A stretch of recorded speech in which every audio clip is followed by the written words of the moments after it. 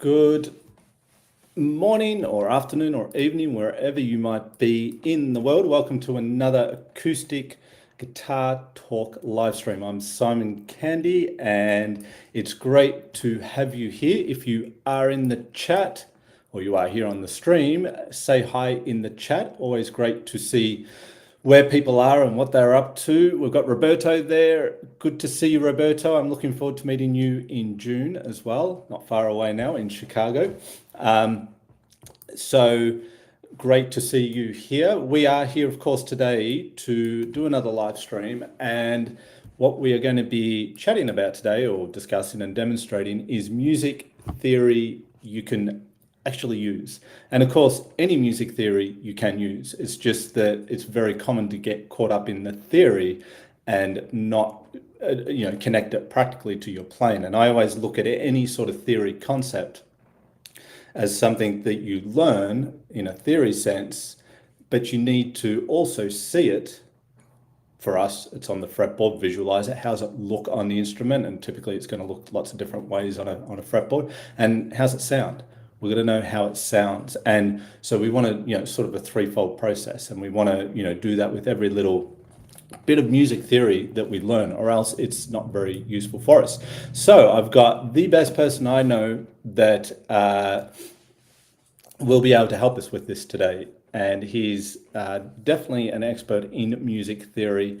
And I've learned a lot of him in the past. And the thing I really love about this person is the fact that they immediately have an application for anything they teach. So we don't learn a whole lot of stuff and then finally put it into practice. We actually learn a little bit and then we put it to good use. So I'm going to bring in my guest, Tomasso Zillio. How do you do tonight for you, I think it might be? I'm good. I'm great, actually. Yes, it's evening here. It's 6 p.m. So, excellent. Pretty much opposite side of the world here. So, yes, but it works out well. Sometimes I had a stream a couple of weeks ago. I was up at 4 o'clock in the morning for it. So this is like 10 o'clock in the morning. Much, much better. Much more civilized. Okay. So, more civilized. Oh, yeah. So, yeah, look, we know each other well. We've met many times over in Chicago and, workshops and seminars and all these sorts of things. And I, learned a ton off you in terms of theory and understanding things that perhaps I could do, but I didn't always have the understanding of what was happening behind it, which when you do, you're able to do more with that particular thing. So we're looking at things that, music theory we can use. So where do we start? What is something that we can learn here Well, and apply? we start. Actually, I'm going to start by contradicting you on one thing. Okay, I'm sorry. Go for it. In perfect music theory fashion, by the way, because not two theorists agree on everything. So, but you were saying that every music theory you can apply. Sadly, no. There's plenty of music theory that has been invented to analyze music or to do academic discourse, but it has zero practical application. Okay. So I'm not gonna make names, not gonna make a thing, because you never know. First of all, maybe one day I find a way to apply it, and I don't want to say it was impossible. But there's plenty that has been developed for different goals. Okay, now if we consider that goal legit or not, up to you. I like music. I like to write. I like to improvise. I like to compose. That's the kind of the stuff I study. Okay. So that's the first thing. Okay. So for everybody out there, don't just grab a random book and start reading it. It's not going to work. Okay. It's not going to work. Okay. So that would be the first thing. Second, music theory originally has been developed specifically to help us. The original music theory, okay? Specifically to help musicians. I mean, otherwise, what's the point? Okay? So turns out there's lots of ways to apply it directly on the fretboard, or if you're a pianist on the keyboard, etc., and everything. Again, not everything in music theory, but everything developed for that goal, it's applicable pretty much by definition. After a while, you study those things, you kind of get a feeling if something is applicable or not. Okay. But at the beginning, it's a bit weird. So let me also start with another thing. Music theory is not just giving names to stuff. Okay. Because people are like, music theory, so how do you call this chord here? Okay. And I'm like, I don't care. I mean, I can name that. But once I give you a name, what do you do with that? Okay. So that's an inversion of a half diminished chord. So if people are like, okay, what is this? Okay, fine, good, no problem. I mean, I just picked the first ship that came to my mind. But the names don't take you anywhere. Okay, so I see a lot of people like, I mean, on YouTube, on social media, on music theory forums or other places, and they're like, okay, music theory. So what's the name of this chord? Yeah, I can give you a name, but once we get the name, what do we do with that? Because my goal is to make music, and a name does not make music. I'm more interested in, hey, this chord, where it is. Is it in a scale? And why do I want to know that? Because I know if it's in a scale, I can use the scale to find more chords that go with that. Yes. Not because of the scale. Who cares about the scale? I mean, or the name of the scale. I don't care about that. I don't care about in what key we are, in what scale we are, if it's major. I mean, it's useful to know. It helps the communication. It's much easier if I'm telling you that's a G harmonic minor and you already know what is that. Great. But per se doesn't do anything. Okay. What I want is, okay, how can I make music with that? Okay. Yes. That's the point. Okay. So that's the thing. Okay. And every kind of trick, etc., starts from this idea of every time take it back to actual sounds. Okay. So that's very first consideration. Take it back to actual sounds. Otherwise, you don't get it. You don't have it. You don't know it yet. Okay. All right. Second, make the simplest thing. Okay. Once you learn something, don't try to, okay, I just learned this, so let me write a fugue in 4 voices in the style of Bach. No. Why don't you write a chord progression with 2 chords and see if it works first? Okay. So that's the other thing. You guys should never be afraid to do simple examples. Okay. And I'm going to give you a few simple examples in a moment. Okay. Makes sense? So, boom, simple stuff. One simple thing done right makes you understand. Then you can go for more complex stuff. You're also going to find that often you don't need to go to the complex stuff. Okay, the simple thing is already good enough. Okay, so that's the thing. That's the thing. And again, forget about the names. We can talk about the names. I'm going to use the names for people who already know them. But if you don't know the names, in a moment I'm going to talk about something that uses diminished seventh chord. If you know what it is, great. If you don't know what it is, don't worry. I'm showing you, okay? And you just need to put that shape down. No problem. You can understand the rest later. Make the sound first. Okay? That's the important thing. Okay, everybody relax. Okay, that's the thing. Okay, so I would like to start from a very simple idea. Of course, like everything starts with a simple idea. Okay, but then it can get very complex. Okay, this simple idea is this: we guitar player got a very bad habit of playing chords down there, okay, and just play the shape of the chord, and just thinking of just play the shape and get on with it. That's okay. You can use that, but it kind of obscure one thing. It makes things sounds better. Okay, what is that? This thing, I'm gonna say the name. Nobody gets scared. Okay, this thing is called voice leading. Ooh, okay, so people are like already disappearing. Like, no, I don't want to hear about it. Take it easy, guys. It's super simple. The idea is this: you wanna essentially start to learn the chords around the fretboard. Okay, Simon can teach you that. I can teach you that. Other people can teach you that. But basically, you only need to play 3 notes of the chord somewhere else. Okay, I'm gonna give an example immediately. Okay, and then when you want to move the chords from one chord to another, you want to stay close. Okay, that's the essence of voice leading in words. What does it mean in practice? Well, that's the idea. Let's take a super simple chord progression, and the chord progression is going to be simply C to G back to C. Okay. Now, if you are already advanced in music theory, you may roll your eyes because we're just using. Don't worry. In a moment, I'm going to give you also more advanced stuff for you guys. No problem. But make sure you get this first.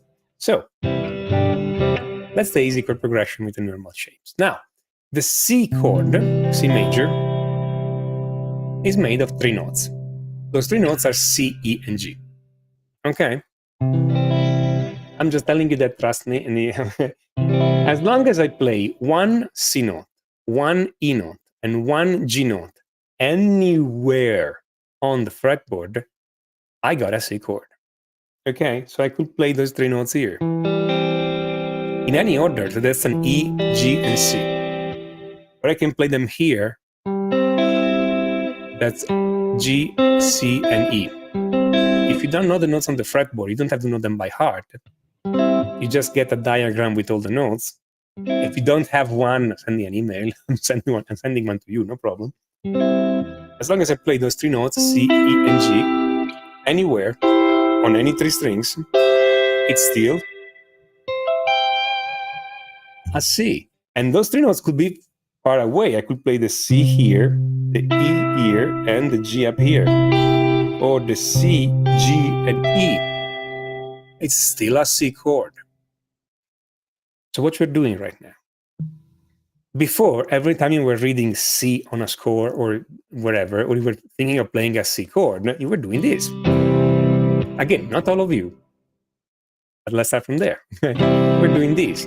Now, knowing that there are those 3 notes and you can play it anywhere, you can play this chord here, here, here, here, here, here, here, here, here, okay? Or here, or any ear, okay? As long as you play a C and E and a G, you're golden.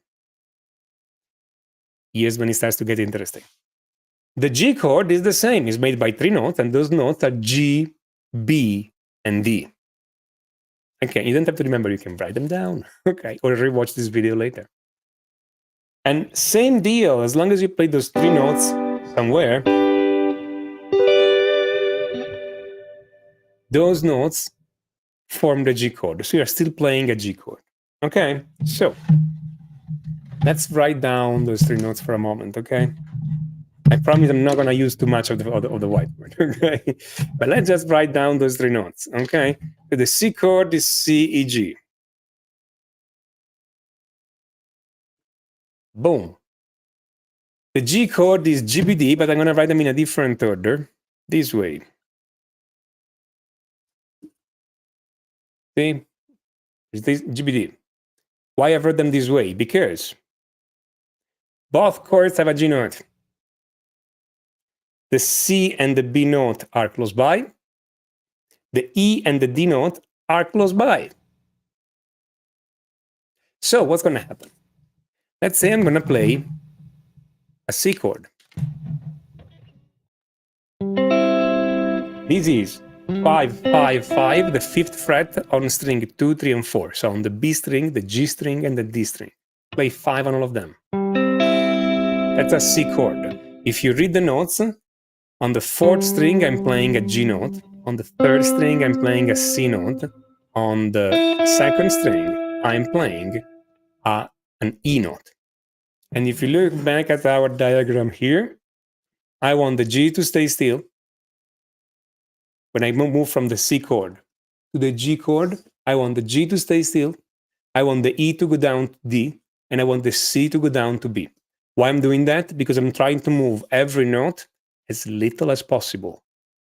That's what I call voice leading. It's what is called voice leading, but okay, or at least the easiest version of voice leading. Okay, every note move as little as possible. So if I'm doing these on the fretboard, and again, I realize right now you guys are spinning your wheels to follow that, but with a little bit of exercise becomes easy. That's how it sounds. So you have the C chord here, the G chord is here, fret number 5, fret number 4, fret number 3, and then back here. And you may think, well, that still sounds okay, not great. Well, it's better than this, in my opinion. But that's the other thing. If I was playing the C chord somewhere else, say here, I will use the same diagram. I will move the same notes in the same way and get this. And if I was playing the C chord here, this will happen. And if I was playing the C chord here, this will happen. And if I was playing the C chord here, this will happen, and so on and so forth. And all those are all C, G, C. And there are many different sounds from just those 2 chords. Okay? Indeed, one of the challenges that many composers do is like, can I compose something interesting using only 2 chords?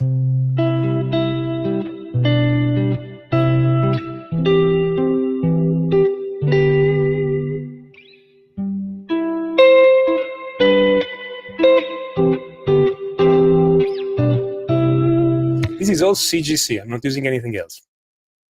I'm also staying on the same strings. Okay? Makes sense? Just 2 chords. So the first thing is this. Let's dive a little bit more in depth, okay? When you want to learn music theory, you dive a little bit more in depth, okay? In what is a C chord, in what is a G chord, and you try to make those things more useful. So that is not just like C, G, C all the time, okay? And so you can make more music out of that material. Now, you may be thinking, that's kind of esoteric. That's kind of strange. How many people know that?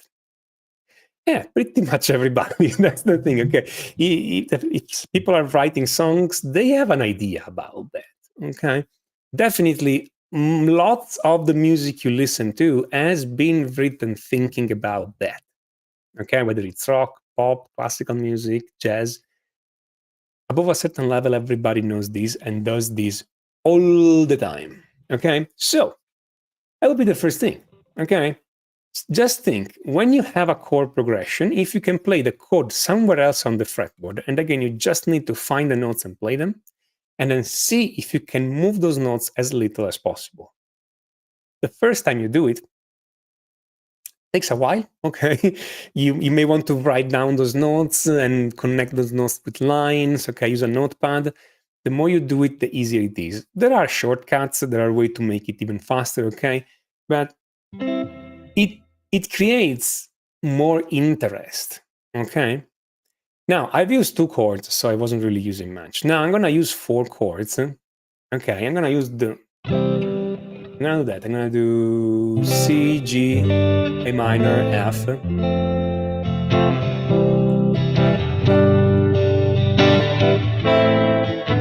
Because everybody knows this, okay?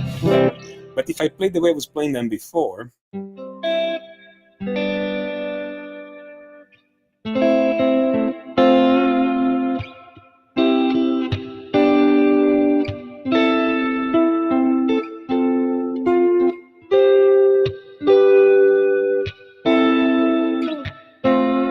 I can move up and down however I want. I'm playing the same 4 chords in the same order. Okay, I'm playing C, G, A minor, F. Then I can play C, G.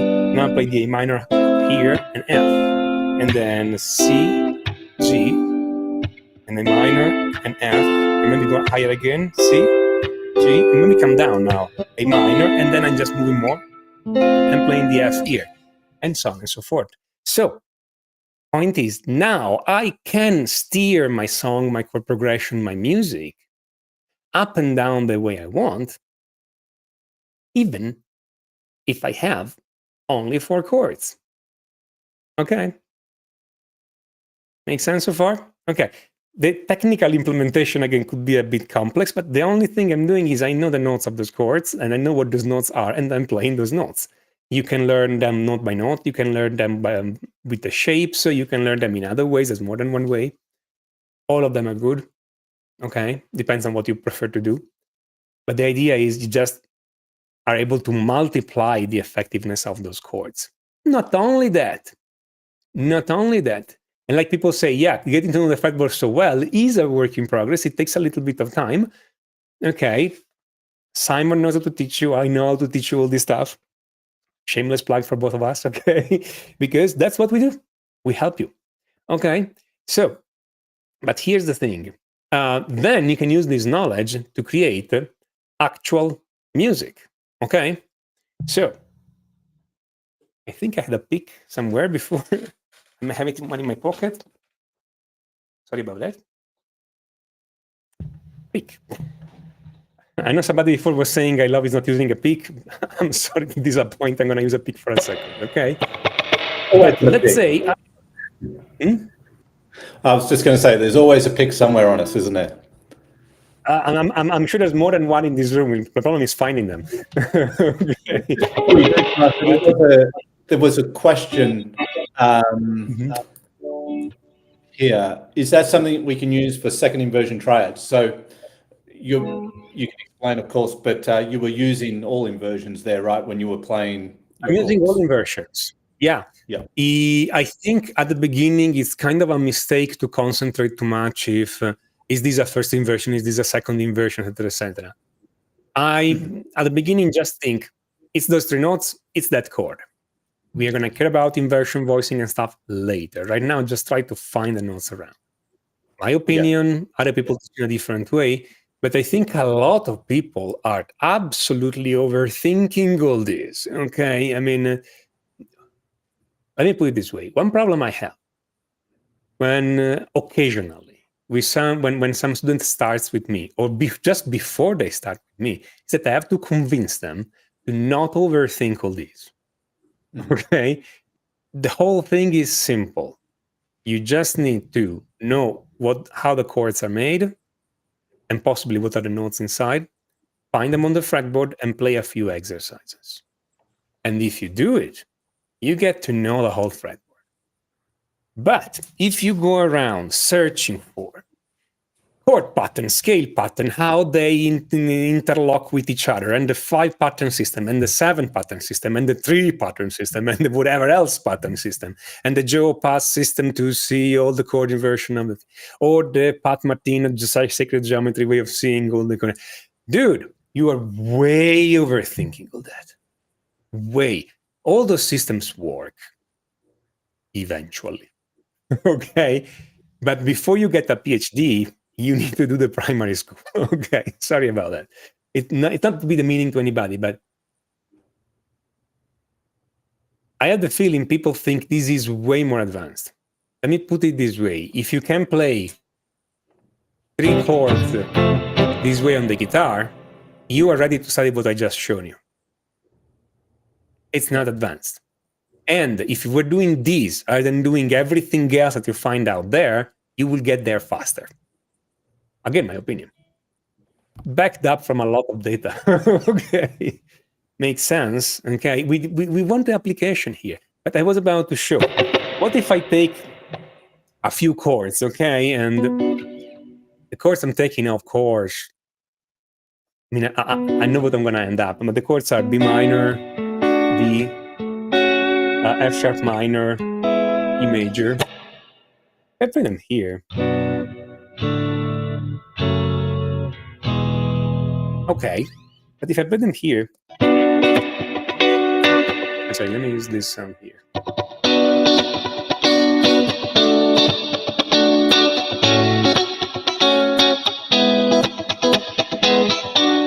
Okay, this is the rhythm part of Get Lucky, like Daft Punk, okay? Their guitar player, you guys know the guitar, that guitar player. I'm not gonna even say his name. I'm gonna wait for people to put it in the in the comments, okay? Well, how was he thinking? He took the 4 chords of the chord progression and he arranged them on string 2, 3, and 4 on the guitar using voice leading, meaning as close as possible. Rather than going here, he could have gone here. But he wanted to have this kind of descending line. Okay. And boom, that's how he wrote the part for that song. It's literally that. The rest is having a good rhythm sense and playing a good rhythm part with the right hand. Okay? I don't want to demean that. I'm not explaining this because I'm telling you, hey, this guy was scamming you because it's a simple thing. No. That's genius. But being able to take this chord, voice lead them, and make a guitar part with that. And so it's simple. It sounds good because all the notes are close by. And so when you hear it, you feel the movement of those notes from one to each other. You're just making the good progression clearer to the listener. Okay. And so the clearer you make it, the more it's easy for the listener to follow. And so the better it sounds, essentially. Okay. So being able to do something this simple and making this so good, it's genius. Okay. Just because it's easy to explain after he did it, doesn't mean, okay, that it was easy, period, or that it wasn't worth it. Okay. But lots of funk or in rhythm guitar parts are done by taking those chords and voice leading them, typically on either on the first 3 string, so 1, 2, and 3, or on string 2, 3, and 4. So either E, B, and G, or B, G, and D, the strings, okay? Because they sound good, okay? So if you learn to do this, you open up the door to all that world of rhythm guitar, and then later to all that world of lead guitar too, because knowing where the chords are will allow you to play a solo over that. You just need to target the notes.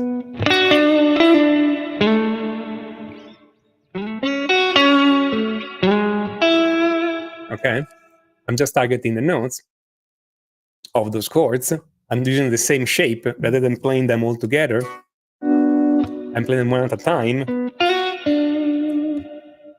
with a little bit of phrasing and other things, and I can create a solo. Indeed, that's how they wrote the melody of the song. Okay. Makes sense. So it's all there. Okay, a beginner sees those 4 chords and thinks an intermediate and advanced players see those 4 chords and they see a lot of options. And if you learn to see those options, you can take any chord progression and make it sound different every time. So you can write more songs with the same chord progression. Or you can take a song and make a cover the way you want. Or you can rewrite the part of that song to make it sound like the original rather than playing the chords, period. Okay? Makes sense so far, guys? And if I am making sense, write in the comment, yes, you're making sense. If I'm not making sense, write me in the comment, you're not making any sense to me. Thank you. Okay. If you, I like how this appears exactly at the right moment. Thank you, Simon. If you have questions about this, about anything else in music theory, write them in the chat. I can answer them later, no problem. Okay, that's one idea. Now, let's do something slightly different. Okay, so I kind of covered this idea of the voice leading. That was one idea. Let's say another idea. Okay, let's take a chord progression, any chord progression. Okay, now there is this thing. Sometime you want to take a chord progression and make it longer or shorter or different and all these kind of things.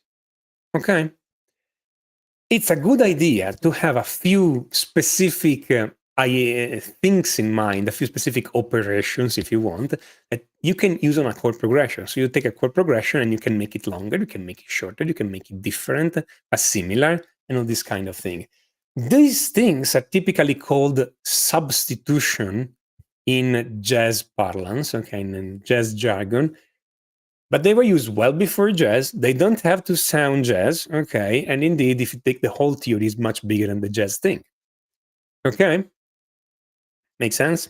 So, here's a trick you can use. One thing you need to know, it's how to play a diminished chord, a full diminished seventh chord on the guitar, okay?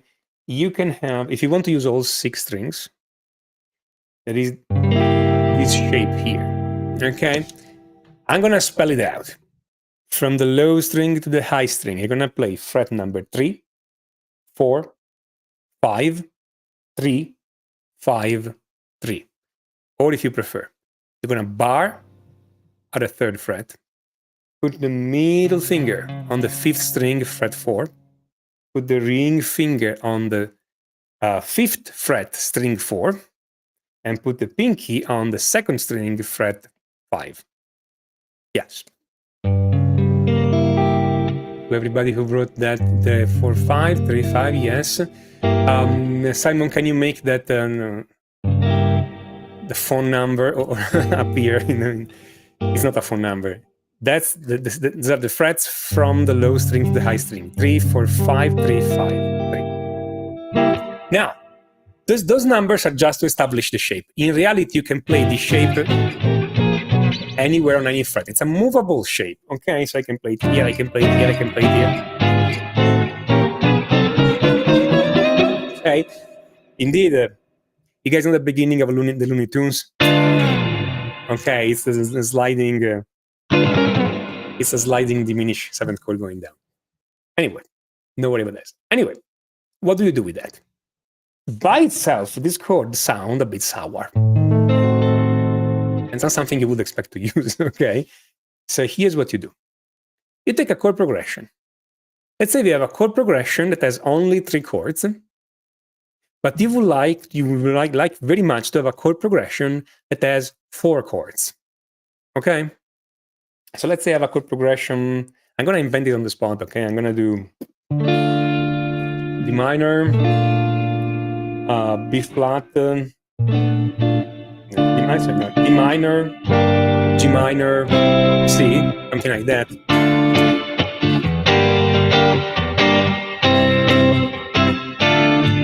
Okay?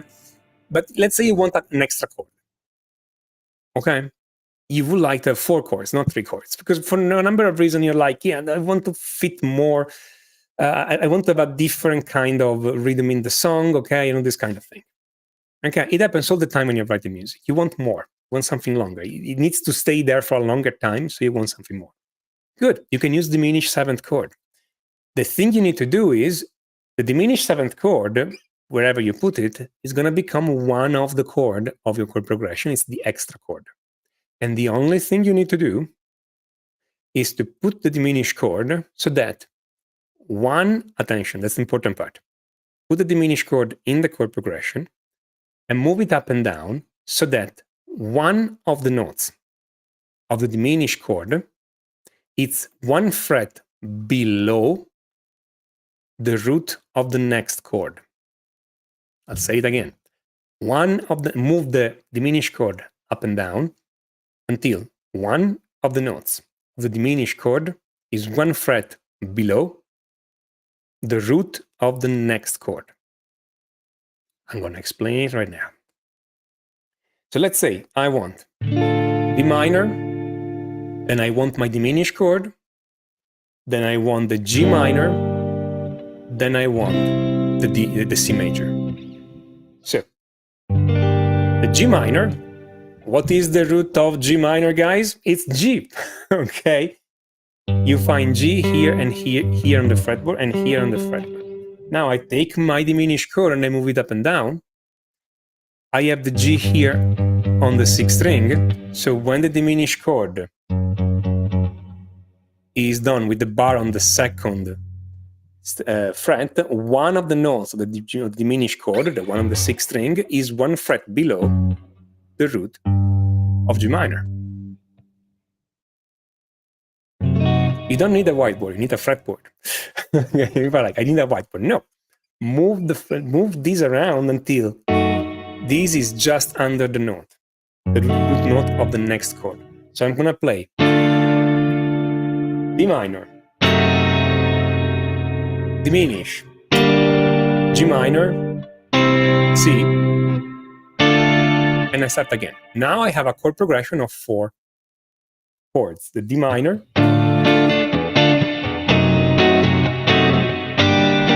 diminish, the G minor, and the C. I cannot talk while I play, sorry.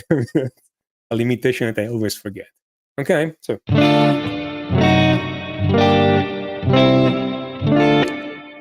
You don't like the diminished chord? You don't like the diminished chord in that position? We can put it somewhere else. Let's say instead I want D minor, G minor, then I want the diminished chord somewhere, then C major, then D minor. So now the next chord is C major because I'm putting the diminished chord in between G minor and C major. The next chord is C major. What is the root of C major? It's C. Where do I find a C on the whiteboard? Here or here. Okay. So now I grab my diminished chord shape and then move it up and down until one of those notes is just under the C. Okay, we know we have C here on the 3rd fret, 5th string. So I move the diminished chord until the note on the 5th string it's on the 2nd fret, because it's 1 fret below the root of the next chord. Do I know how this is called? Well, I know. You may not. That's not a problem. It just tells me that this is the right diminished chord. And so now I play D minor, G minor, my mystery diminished chord, nice, and then my C. And then I go back to D minor. Okay?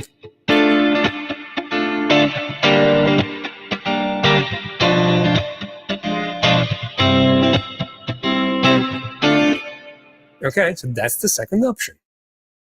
What if I want? I have a third option because I could put the diminished chord between D minor and G minor. I could put the diminished chord between G minor and C. Now I can put the diminished chord between C and D minor. Okay, so let's do the whole reasoning again. If I put the diminished chord between C and D minor, the next chord is D minor. What is the root of D minor? It's D. Where do I find D on the fretboard? Here. Fret number 5 on string number 5. If I take my diminished chord shape and I move it up and down, when the note that I play on the 5th string, it's 1 fret below the D, so the note on the 5th string should be on the 4th fret, I get this diminished chord here. That's the right diminished chord to put before the D minor. So now if I play, I have D minor, G minor, C, my diminished chord, and now my chord progression is made of 4 chords. One of them is very flavorful because of the diminished chord, and so it's dissonant, but it still works because the next chord is going to resolve it. Okay, so let me play again all those 3 options so you can listen to them. And then you can decide if you like better option 1, option 2, or option 3. In fact, we can take a little poll here, okay, on which one you like best. I like all 3 of them, but I have my preference, but I'm not saying which one, okay? So option 1, it's this.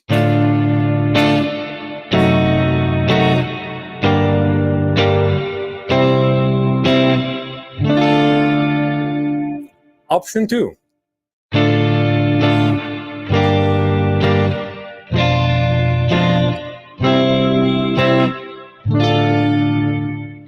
Option 3.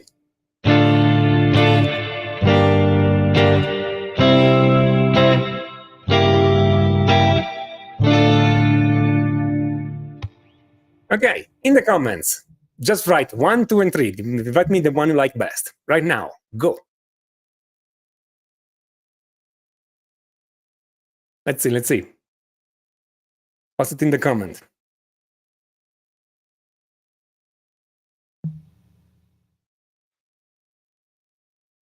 Very good. Keep going.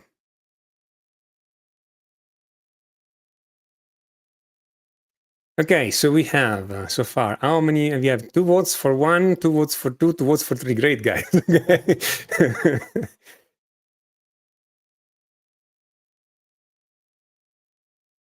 Yeah, pretty much there. Okay.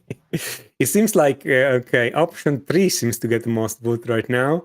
Okay, but we are there. We are pretty much there. Okay, option 3 seems to be. Option 3 is also my favorite, by the way. But all of them are good. Okay, so this shows you that this idea works anytime, wherever you want to put it. Okay, wherever you want to put a diminished chord. It tells you that you have the choice. You can pick the one you like best, and whatever choice you pick, there's somebody out there who likes it. Now, let me tell you how a composer think at this point. Because you're thinking, I have 3 chords. I want to make it a chord progression of 4 notes, 4 chords, sorry. And then you think, I have 3 options, I pick one.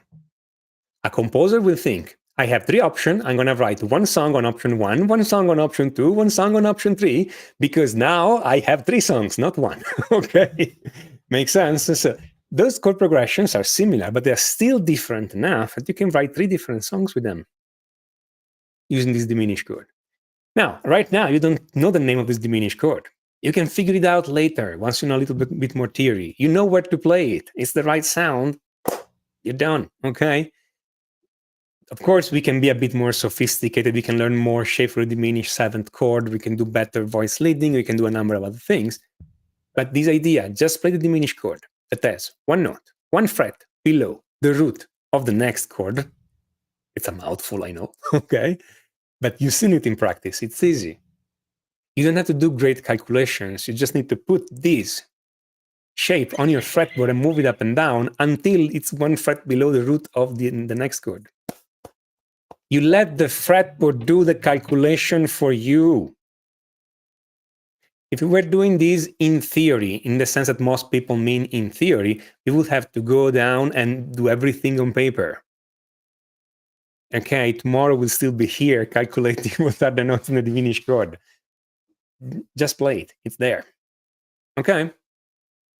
Now making sense, guys? Okay. So that's one trick. It works for any chord progression. I picked this chord progression because I wanted something that sounded minor-ish. Okay, but you can play any chord progression. It could have been in major, it could have been in minor, it could have been a slow chord progression, a fast chord progression, a dramatic chord progression. It could have been a pop, a jazz, a rock chord progression, a classical chord progression.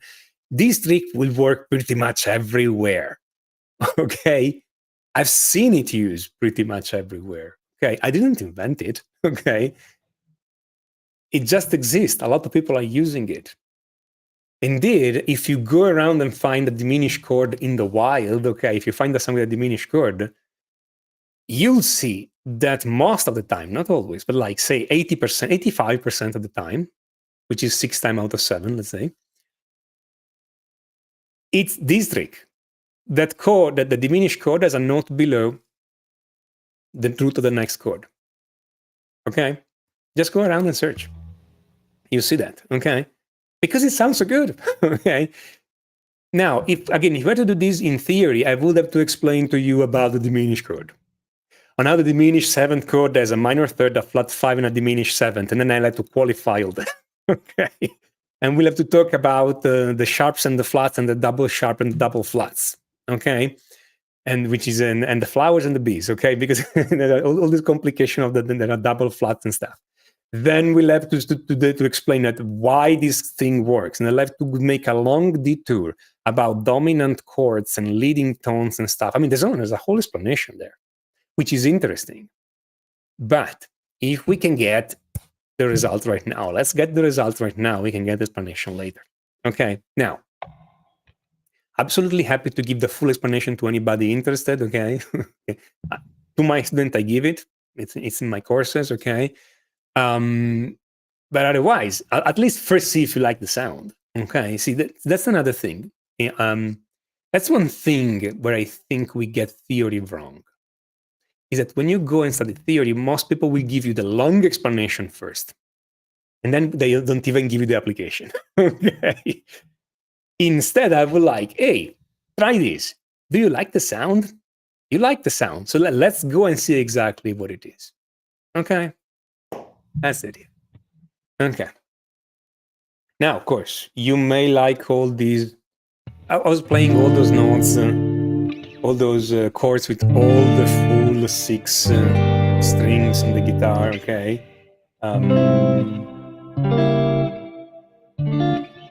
You could, once you know your voice leading, make something more refined with that and play less notes and make it more interesting. Okay? But yes. It's an example.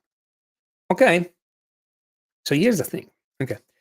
That's another thing. Now, let me give you another trick. This trick is so easy. But I'm going to tell you right now, it's probably the easiest thing I'm going to show you today.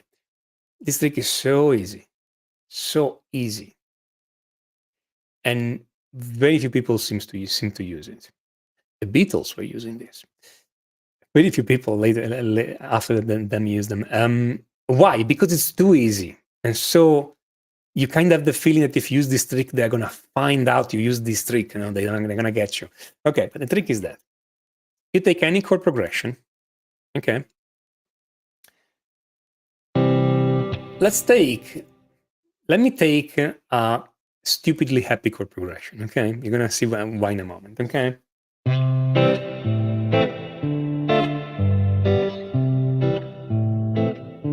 Okay, that's C major, A minor, D minor, G7. Okay,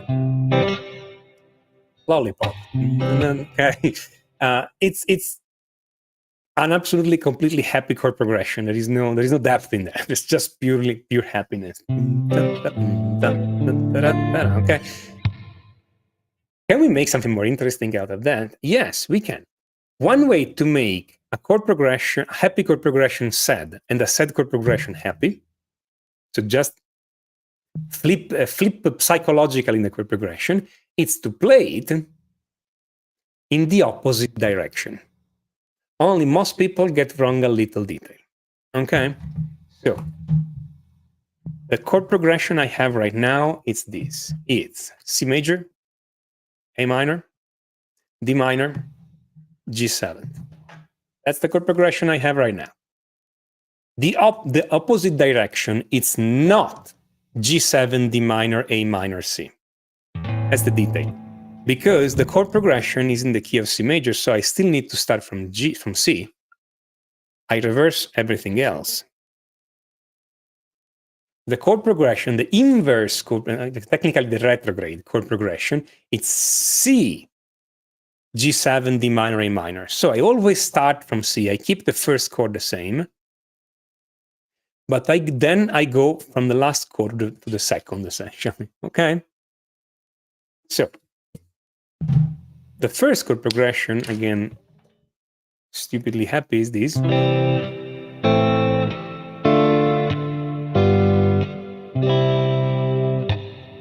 The other one, going the opposite direction, is this.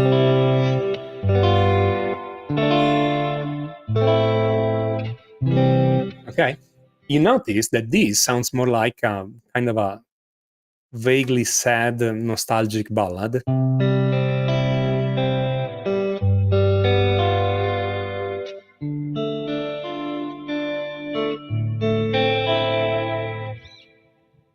Right? I just reversed the chord progression. Okay.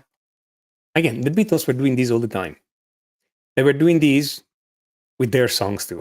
Okay. They were composing a happy song and they were taking the chord progression, reversing it. Now we have a sad song. Great. Or they were composing a sad song, they were reversing the chord progression. Like, okay, now we have a happy song. Okay. But they were not doing this with all the songs, but you'll be surprised how often they did it. Okay. If you start taking Beatles chord progression and reversing them, you recognize the song. It's not the Beatles song. Okay. Makes sense? Or they were taking other people's chord progression. Okay. They took at least one Elvis song. I let you do your research. Okay, but they did. Okay, so you reverse the chord progression. When you meaning from beginning to end, technically, again, this is called the retrograde, which is a long Latin-derived word, which means from the end to the beginning. Okay. Technically, it means walking backwards, but okay, you got the idea. Okay, so that's how it works. Again, you do that on any chord progression. If the chord progression was happy, it becomes sad. If it was sad, it becomes happy. You're kind of reversing, getting the opposite psychologically of the song. Okay. Again, this works for every chord progression. Okay. What I just give you right now, it's pretty much license of taking every song you know, getting their chord progression, reversing the chord progression. Now, write a new melody, change the rhythm, don't use the same instrument. But if you do it, you just compose a new song. Okay? One of the many applications of practical music theory. Okay? Makes sense? It's a writing trick, like Drew is saying in the comment. Yes, it's a writing trick. It is. There's plenty of those, okay? Again, this is not a new trick. I didn't invent it. Not even the Beatles invented it, okay? The trick is as old as Johann Sebastian Bach and probably before, okay? It actually was definitely before that, okay? So, but it works and it still works, okay? And there's still plenty that you can find and that you can create with this trick, okay? It's a way to get inspiration from other music. Okay, again, you're gonna find something different. So, because when you reverse the chord progression, you reverse it psychologically. So what you write will not sound like the original. Okay, we sound kind of like the opposite of the original. Okay, because that's what it is. Makes sense? So those are a few ideas for immediate application of theory. I went with something more something complex and something simple. Okay, I just want to give you guys the idea that some stuff do require a little bit of study, but some other don't really, because inverting the chords this way, once you know the chords, you can do this with the cowboy chords. Okay. And it still works. Now, of course, if you know all the chord progression and do all the voice leading with all the other shapes, you can still do that. Makes sense? Okay. Now, just imagine this. Just imagine this. You take a song you like. You reverse their chord progression. You add a couple, one or two diminished chords, and you take the resulting chord and voice lead the whole thing using the shapes here. You end up so far away from the original song and that not even you recognize the similarity. Okay, there is no way anybody will ever catch you that you copied from that song. Indeed, even legally, technically speaking, not a lawyer, but even legally, technically speaking, once you've done all those changes, that's not the same song anymore. Really. Okay. Sorry, Simon. I didn't want to send you away. You can come back. No, that's fine. That's great. I mean, that's what I always like. You can break down something very, well, what could be presented in a very complex way, but in a very simple way, and getting rid of the labels and all that sort of stuff, at least initially. I just wanted to. There was just from my own experience, there was a thing that I would see for many, many years in songs, and I wouldn't understand it on a theory level. I didn't know why, but I saw it enough that I recognized patterns with it. And I eventually learned that it was borrowing chords. And so once I knew that concept, I could take it so much further because I could be very deliberate with it. So maybe just if you've got time in a nutshell, how would you, if someone's got no idea on what borrowed chords are, where would you start with that? How could you get to the simplest application?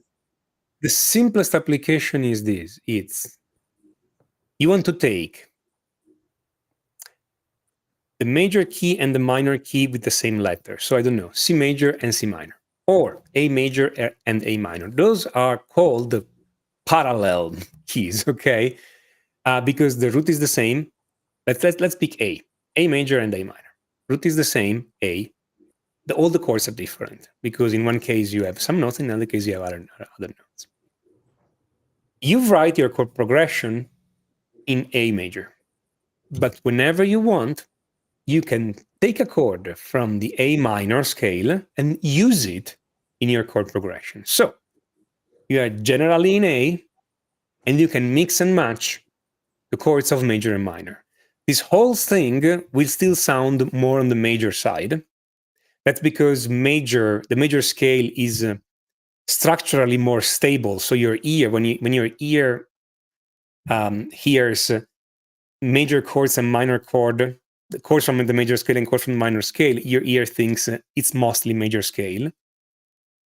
But it will get a different flavor. So in A major, I have all those chords like A, D, E, A, F sharp minor, say, okay, basic stuff, B minor, E, basic stuff. I can borrow a chord from A minor.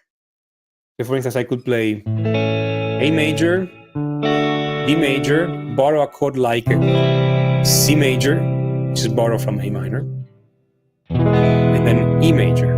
So my chord progression is mostly A major because I have the A, the D, and the E. But I put this C major somewhere.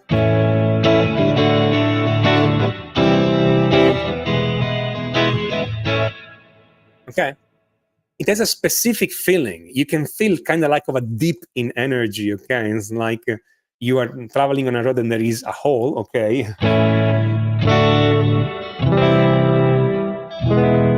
Okay, so this happens. I could have borrowed other chords from C minor, from A minor. I could have borrowed the F chord, so it would sound this way.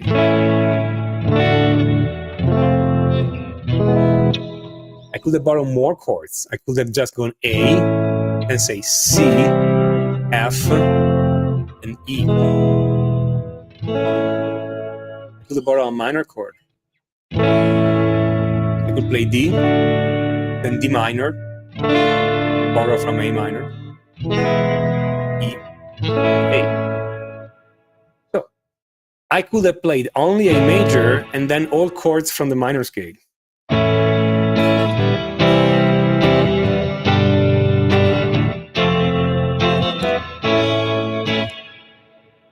So I'm playing one chord from A major, which is A major, and three chords from A minor, which are C major, G major, and F major.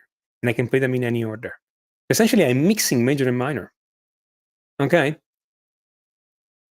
You guys know all that. I mean, this works in several different styles. Okay?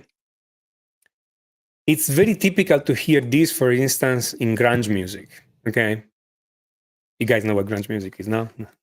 So, that's practically what they're doing in grunge music. They keep mixing major and minor. Of course, some of them know the theory and some of them don't, and they just do it by ear. Okay. But that's what's happening. They are mixing two keys, major and minor, with the same root. Could be A major or E major. So A major mixed with A minor. Okay, they are not relative, by the way. They are parallel. A major and A minor are parallel scales because they have the same root. A. One is major, one is minor. Relative keys, it's a different thing. Nothing to do with that. Okay? In relative things, the two scales have the same notes, but not the same root. So A major is relative with F sharp minor, because if you spell out all the notes in both scales, they have the same notes. That's the difference. Okay? We could go way more in depth, but we start to get late here now. Okay, so that's the trick in a nutshell. That's great. And I always find with borrowed chords, so you're using the key of A and A minor there, that I relate the possibilities. Anything's possible, but there are common sort of ones. So you were using the C chord. So I think of that as a flat 3 major chord in relation to A major, and the F is a flat 6 major chord, and the minor 4 chord. So that way, if you get to know those particular borrowed chords, you don't have to really go to A minor. You can just think, oh, I'll just play a flat 4 chord, and not a minor. Yeah. Once you know the intervals, you can do that. Yeah. You see, the beauty of this is that all those tricks are like Lego pieces. Okay, so first of all, you can understand them in more than one way, but point is, you can also combine them. Okay, so you can say, okay, or even just, and then I can say, okay, I'm playing A, C, E. But then I can put a diminished chord, like I was doing before, on the C. Okay, so A, a diminished chord, C, E, A. Okay.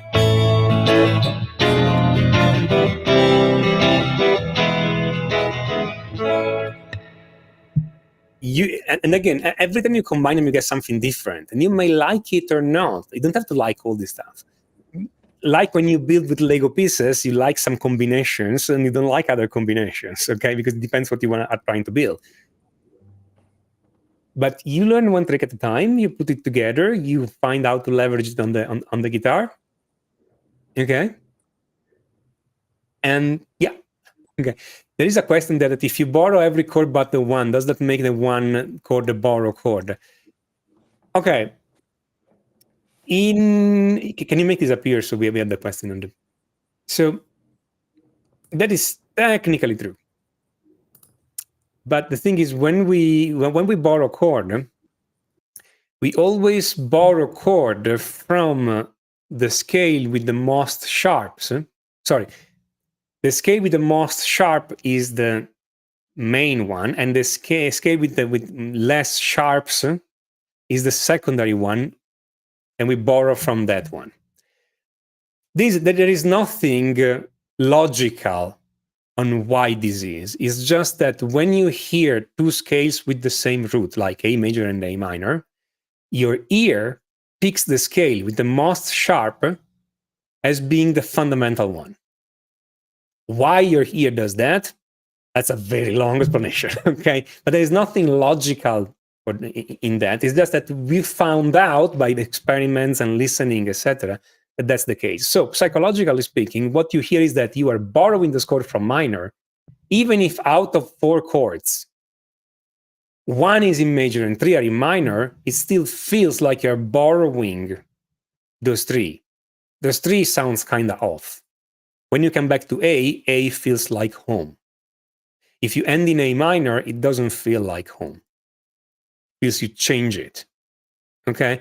Some stuff in music theory is not logical, mathematical logical, because the point of music theory is not to give a mathematical explanation to music. The point of music theory is telling you what your ear does. And your ear does a number of irrational things, okay? There's plenty of things we do in music that amount to auditive illusions that we use to create music. And we just do it because we are kind of leveraging the way your ear perceives stuff. So lots of music theory, it's not logical. If you look at the whole system of sharps and flats, it's not logical, okay? I mean, A sharp and B flat are two different notes, even if on the guitar they are the same thing. But in some situation, your ear can tell the difference because it depends on the context, okay? So it's good to have two names, even if it's the same note, because your ear sometimes think it's two different things, okay?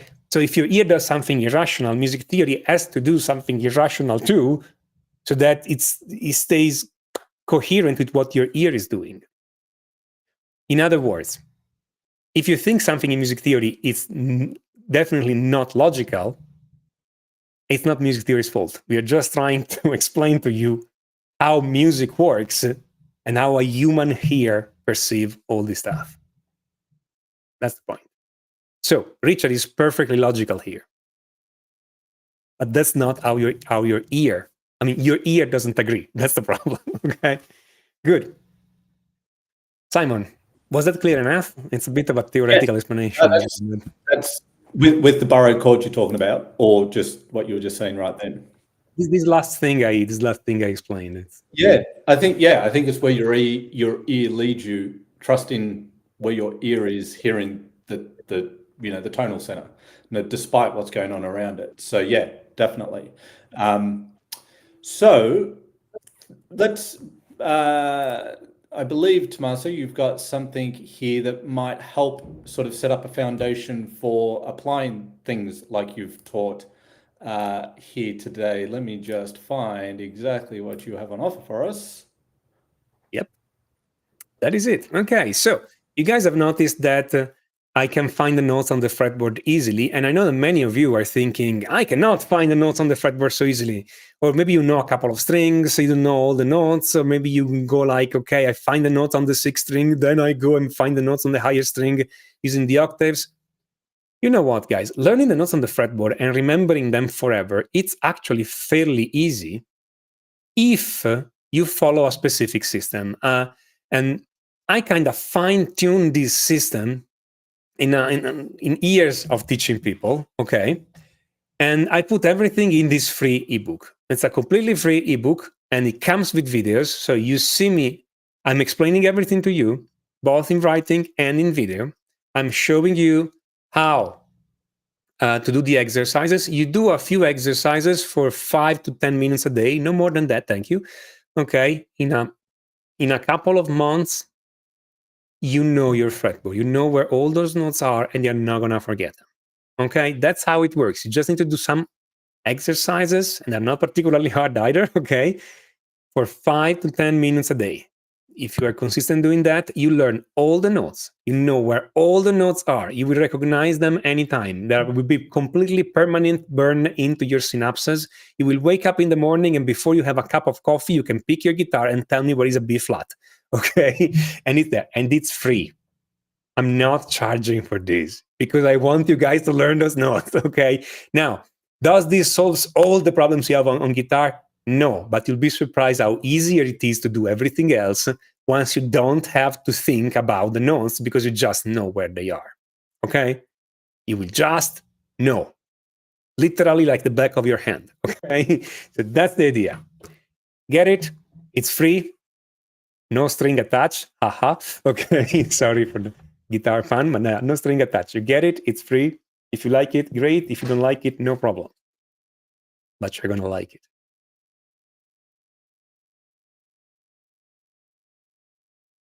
Simon, you're muted.